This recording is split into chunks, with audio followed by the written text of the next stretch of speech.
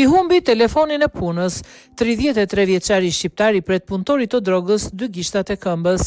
Një 33 vjeçar shqiptar po gjykohet në gjykatën e Këlnit pasi është akuzuar për torturimin e një bashkëpunëtori të tij në një bandë droge, raportojnë mediat. Sipas aktë akuzës, viktima u mbaj peng për rreth një javë dhe u torturua brutalisht, ndërsa autorët i pren 2 gishtat e këmbës, i shkaktuan djegje me shufra hekurit të nxehtë dhe dogjen me cigare. I pandehur gjithashtu i drejtoi një pistolet duke kërcënuar: "Do të vras."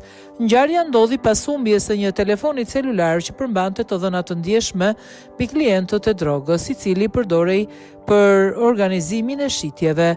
Kur u kuptua zhdukja e telefonit, viktima u mbajt mbyllur në një apartament në lagjen Kalk të Këlnit, ku autorët tentuan ta detyronin të dorëzonte telefonin ose të pranojë se e kishte dorëzuar tek policia.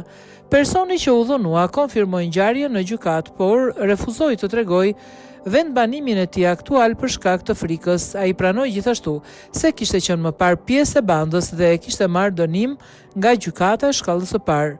Avokati i mbrojtës deklaroi se i pandehuri kishte pranuar pjesëmarrjen në marrjen peng dhe dëmtimin e viktimës, por moj përdorimin e armës apo pincës.